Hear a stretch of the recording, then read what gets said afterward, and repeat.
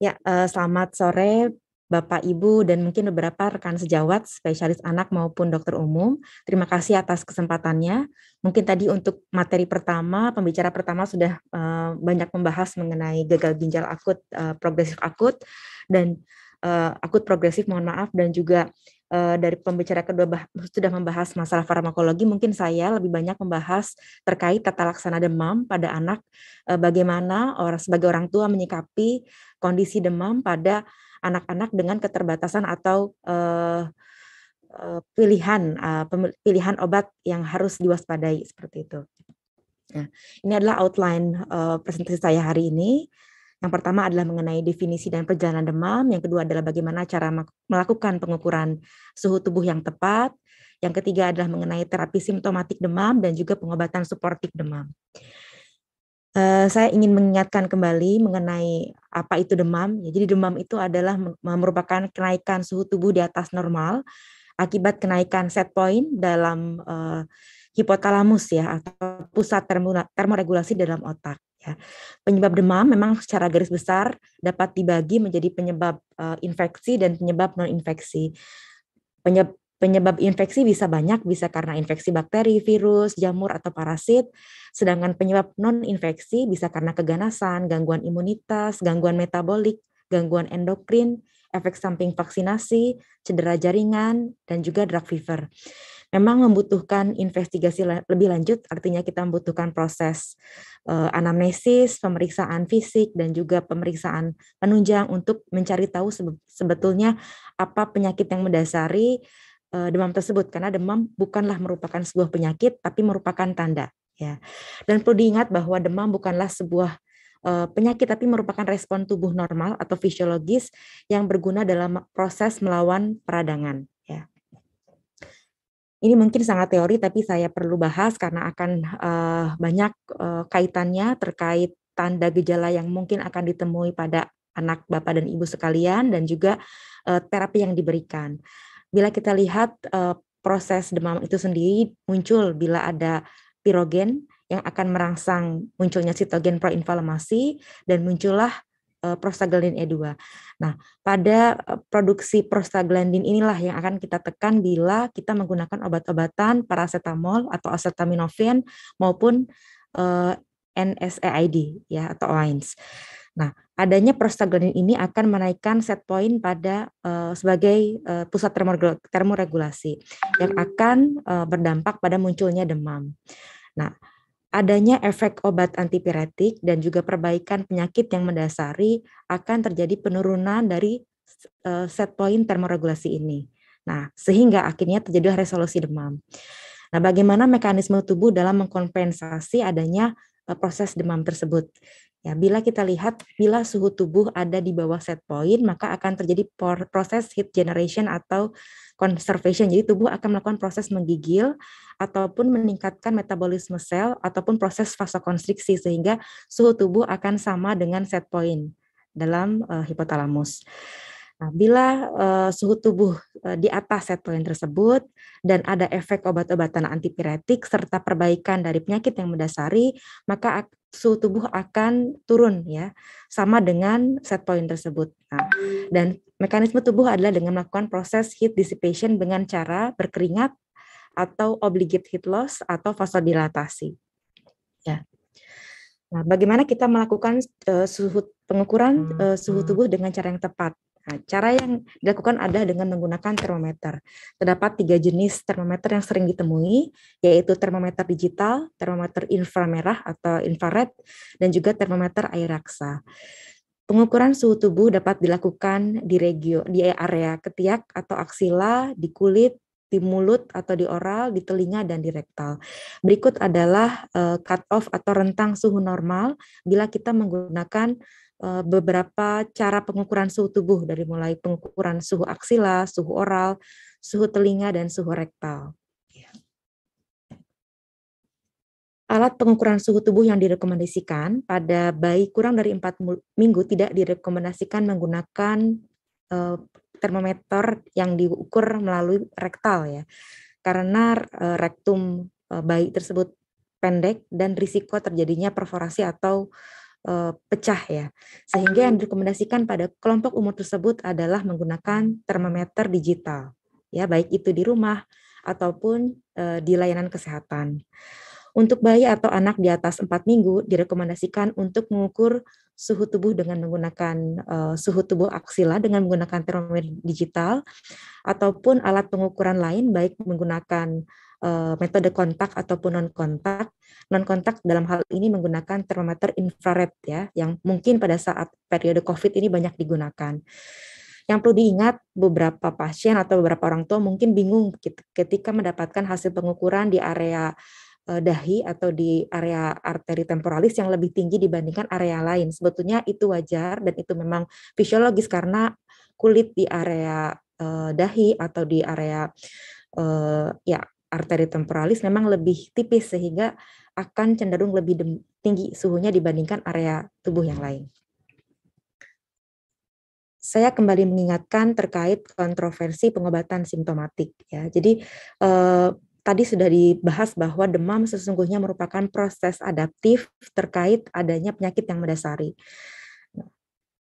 Nah, dan beberapa penelitian menunjukkan adanya keuntungan peningkatan suhu, di mana dengan adanya demam, pertumbuhan bakteri pneumococcus akan menurunkan pertumbuhan bakteri pneumococcus apabila suhu pada hewan percobaan tersebut dinaikkan. Begitupun dengan mobilitas fagositosis dan pemusnahan bakteri oleh sel polimorfa nuklear secara bermakna lebih tinggi pada suhu di atas 40 derajat Celcius. Begitupun efek bakterisida dari penisilin yang meningkat sejalan dengan peningkatan suhu tubuh ya. Dan tingginya demam juga berhubungan dengan meningkatnya ekskresi atau lebih singkatnya ekskresi bakteri pada kondisi salmonellosis. Dan antipiretik tidak selalu memberikan efek menguntungkan. Contohnya adalah percobaan pada sukarelawan yang terinfeksi rhinovirus. Ternyata pemberian antipiretik dapat menekan antibodi dan juga pertunasan virus. Ya. Lalu pengobatan simptomatik atau suportif pada demam harus seperti apa? Jadi pengobatan simptomatif demam harus dipilih secara matang pertimbangannya. Jadi tujuan simptomatis ditujukan adalah untuk membuat rasa nyaman pada pasien ya. Dan bagian terpenting adalah menjaga kenyamanan pasien dan mewaspadai timbulnya tanda-tanda yang mengarah pada kondisi yang berat atau serious illness ya. Dibandingkan pada fokus untuk menjadikan anak tersebut menjadi normotermia. Ya, jadi fokusnya bukan untuk menurunkan suhu tubuh, tapi untuk membuat anak tersebut menjadi nyaman, dan sebagai orang tua harus waspada terhadap adanya tanda-tanda yang mengarah kepada kondisi yang berat atau serious illness. Untuk di belakang akan saya jelaskan lebih detail.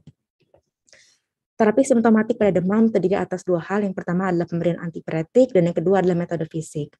Pemberian antipiretik ada dua obat yang direkomendasikan berdasarkan bukti ilmiah terbaru yaitu paracetamol atau acetaminophen dan juga ibuprofen. Berikut ada dosis paracetamol per oral yang bisa digunakan dan ini adalah sedangkan untuk ibuprofen sebaiknya tidak diberikan pada pasien dengan dehidrasi, pasien dengan penyakit jantung, pasien penyakit ginjal, cacar air atau varicella, dan pasien-pasien yang mendapatkan obat nefrotoksik dan juga bayi yang kurang dari 6 bulan. Ya. Sehingga melihat banyak safety level, banyak yang menggunakan paracetamol begitu dibandingkan ibuprofen.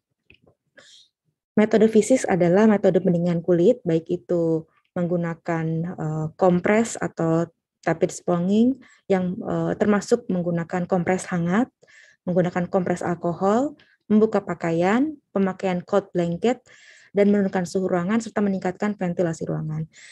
Sebetulnya berdasarkan pertimbangan ilmiah dan sistematik review, tidak direkomendasikan menggunakan metode fisik ini karena penurunan suhu tubuh dengan external cooling tidak berlangsung lama karena set point termoregulasi tidak diturunkan. Dan yang kedua adalah terpaparnya kulit dengan air dingin, walaupun menggunakan air yang hangat atau suam-suam kuku ya, akan memperlebar gap atau perbedaan antara set point dengan suhu tubuh sehingga terjadi penahanan panas melalui proses vasokonstriksi dan juga proses menggigil. Dan yang ketiga adalah timbulnya rasa tidak nyaman pada pasien. Bisa kita lihat bahwa sistematik review yang baru menunjukkan bahwa terlepas dari adanya bukti bahwa kompres hangat itu bisa menimbulkan rasa tidak nyaman dan sebaiknya dihindarkan, 60% guideline masih menggunakan metode tersebut, ya. Begitupun dengan di Indonesia. Apalagi dengan kondisi risiko tercemarnya obat-obatan atau farmakoterapi yang digunakan untuk demam, Kemenkes merekomendasikan untuk memberikan terapi non-farmakologis pada anak-anak dengan demam yang meliputi mencukupi kebutuhan cairan, pemberian kompres air hangat, dan menggunakan pakaian yang tipis. Namun perlu diingat, bila muncul tanda-tanda bahaya, anak tersebut harus segera dibawa ke fasilitas pelayanan kesehatan terdekat. Seperti yang sudah dijelaskan oleh pembicara sebelumnya, IDAI pun menghimbau kepada tenaga kesehatan untuk menghentikan sementara peresepan obat sirup karena diduga kontaminasi dari etilen glikol dan juga dietilen glikol sambil menunggu hasil investigasi baik dari Kemenkes dan juga Badan POM. Dan obat-obatan tersebut ya disarankan untuk diganti dengan penggunaan obat-obat supositori ataupun menggunakan obat puyer dalam bentuk monoterapi. Obat-obatan esensial seperti obat anti epilepsi dan juga obat lain yang akan sangat mempengaruhi morbiditas atau angka kesakitan dan kematian anak bisa diresepkan tapi dengan informed consent kepada pasien. Nah, begitupun dengan himbauan dari Kemenkes, tenaga kesehatan diminta untuk tidak meresepkan obat-obatan dalam bentuk sediaan cair atau sirup sampai dilakukan pengumuman resmi oleh pemerintah, ya. Dan begitupun seluruh apotek sementara tidak menjual obat bebas dan atau bebas terbatas dalam bentuk sirup kepada masyarakat. Nah, untuk paracetamol sendiri merupakan obat panas yang banyak diberikan pada anak-anak dengan demam dan direkomendasikan bila terdapat kondisi demam di mana suhunya menunjukkan lebih dari 38 derajat Celcius. Seharusnya pemberian paracetamol ini bisa kita ulang setiap 4-6 jam bila memang masih ada kondisi demam di mana suhu masih lebih dari 38 derajat Celcius. Dosis pemberian paracetamol kita bisa melihat pedoman dari Manajemen Terpadu Balita Sehat atau MTBS. Secara umum kita bisa memberikan dosis 10-15 mg per kilo per kali, ya.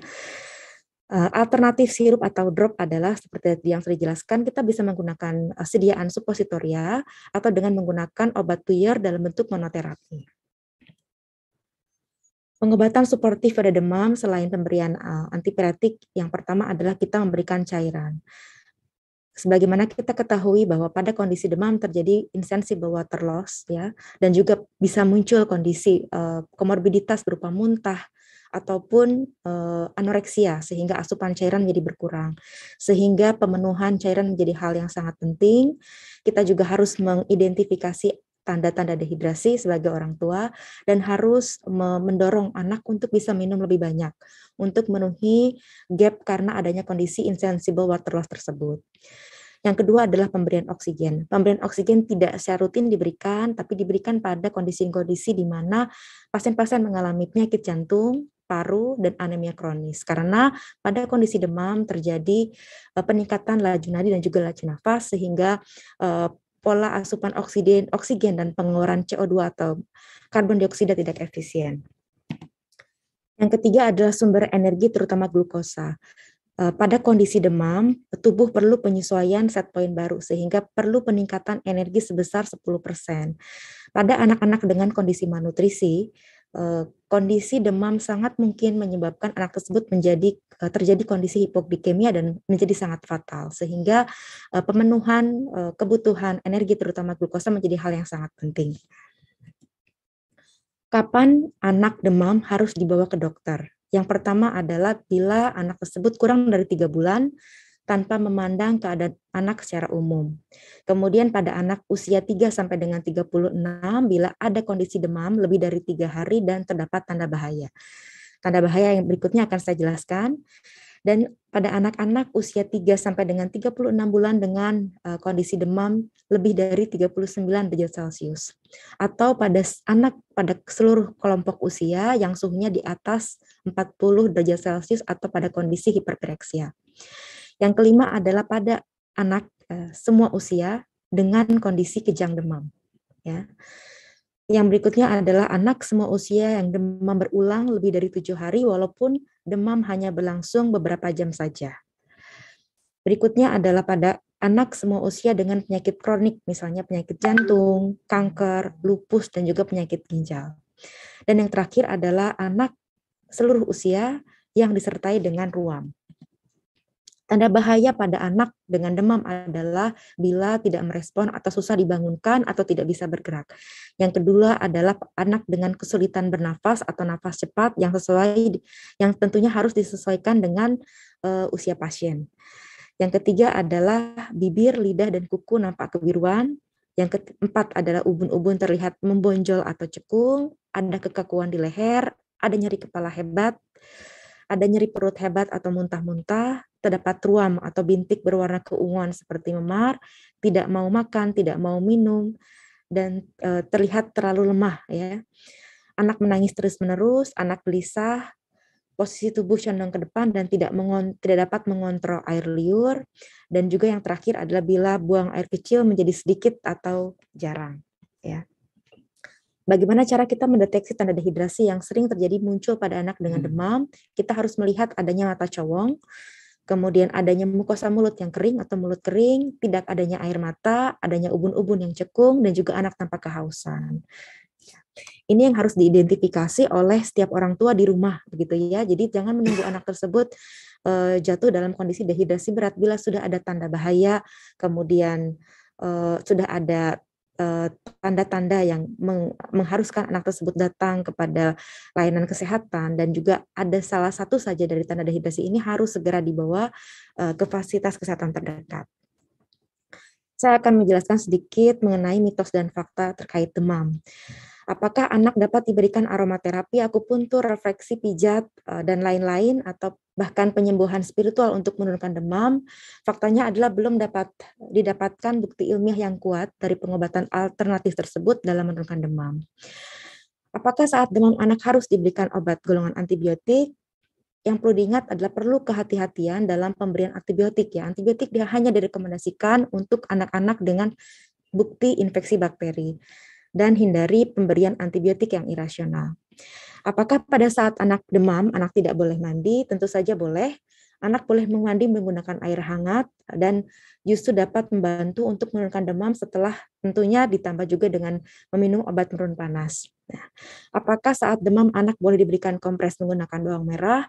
Belum dapat bukti ilmiah yang kuat dari kompres bawang merah untuk dapat menurunkan suhu tubuh. Ya.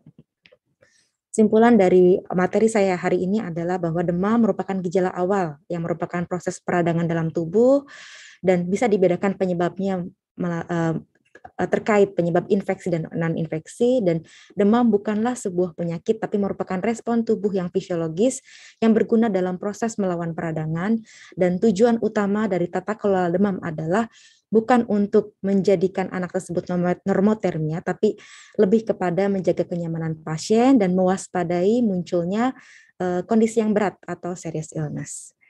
Demikian presentasi dari saya. Terima kasih. Wassalamualaikum warahmatullahi wabarakatuh.